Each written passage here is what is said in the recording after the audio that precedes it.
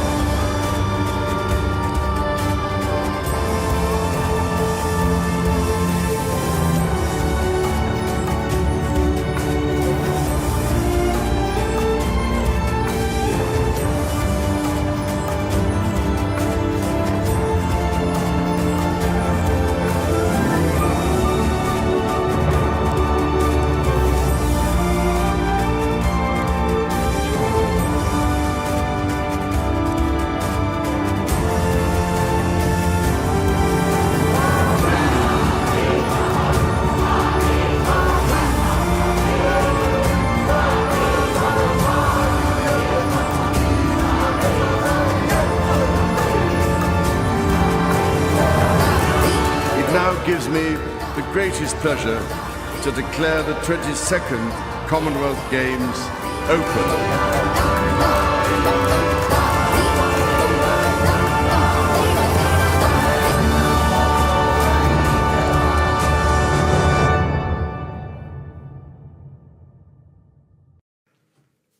So, of course, it shouldn't surprise anyone that Prince Charles is showing up there, because all of these world leaders, all these people of nations, bow down, just like that scripture says, Jeremiah chapter 51, verse 44, which I just read before the video. But you also have noticed the Tower of Babel. They didn't just say, hey, you want to, like, let's build like this little tower thing. People just don't think when they see this stuff. They just don't think. They just see it and they just like, oh, la-di-da-di-da. I'm going to have a lollipop and I'm going to watch and I'm not going to think, because they don't think ever. But when you see all this stuff and you realize this is all scripture, they're showing you these things. They're showing you the Tower of Babel being rebuilt and the Baal worship. They are connected to one another. Now, people don't seem that familiar with the Tower of Babel. It's one of the reasons that our nations are divided, that God created the term Babel, or I should say that we use the term Babel, right? When you hear Babel, it means different languages. Well, God is the one who divided the nations, because what they were trying to do was create this city, right? In Genesis chapter 11, verse 4, then they said, come, let us build ourselves a city and a tower with its top in the heavens, and let us make a name for ourselves, lest we be dispersed over the face of the whole earth, right? Making a name for themselves, trying to build a tower that reached heaven. And of course, God intervened with their plans and stopped it from occurring. And people just don't seem to realize that this is what they've been trying to redo, is rebuild the Tower of Babel, getting all the nations together again, creating a one world government, a one world order with one language, everything being about one. That's what they had in the beginning, and that's what God scrambled and divided everyone for and from, because of what they were trying to do, which was defy God, which was to become like gods. And that's why the tower was trying to reach out. Now, you saw the tower in that clip burning, so to speak. You saw flames in it, right? I guess they didn't have a budget to actually use real fire, so instead they just used TV screens to make it look like flames. But what they were trying to depict was the Tower of Babel, which was destroyed, then being rebuilt again. And you could see it in the clip rising back up. And that has to do with the phoenix rising from the ashes, right? That's something we always hear about, the phoenix, the phoenix, the phoenix, yet nobody realizes what it means. They have to destroy to rebuild, destroy all of this that is set up in place to rebuild this new world order. And the phoenix will rise from the ashes. Satan will rise from the ashes out of this. This new world government will rise.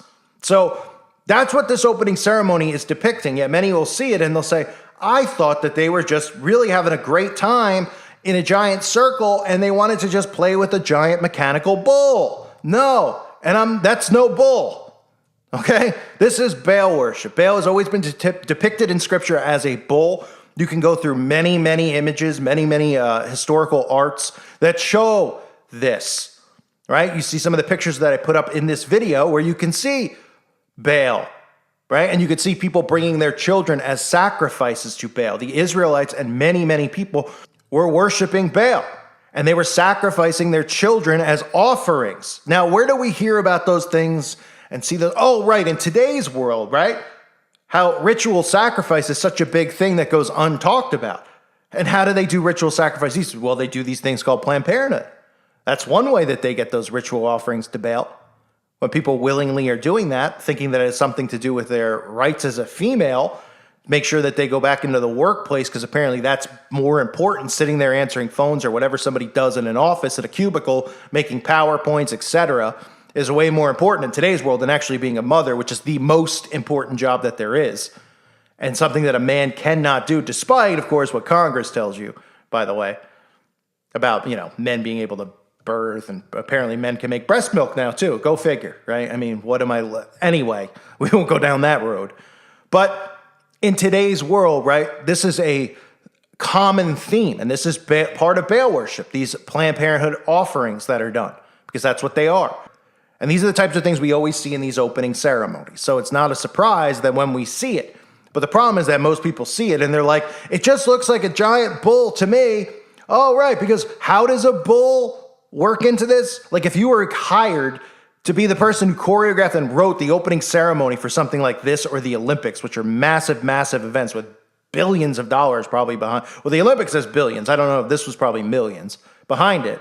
And you were hired, and you're just sitting in a room. You're like, let's come up with an idea, for this kind of money. You're getting paid a lot of money. Like, let's just have a giant bull come out. Huh? No one's like, huh? Well, there's no event here with a bull, Douglas. Why would we do that?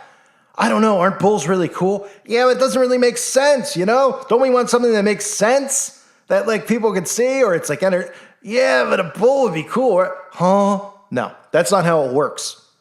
Just the common person thinks that's how all this stuff works. Oh, it's art. No, they show you in plain sight what they're doing, who they are, and who they worship. They show you. This is universal law.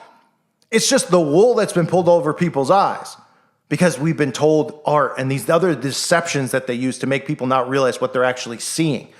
If they didn't, and they actually saw and Satan came out in the open and was like, hey, I'm Satan, here I am, and these are all my things that I do, and you choose a side, then more people would probably choose to follow God. But instead, they're being deceived.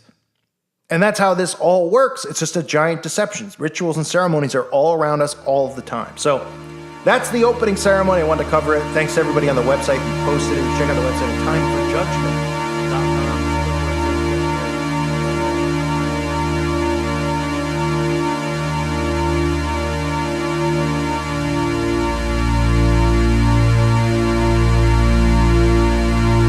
Birmingham's Tower of Babel, or Tower of Birmingham if you like. Birmingham's Tower of Babel, or Tower of Birmingham if you like.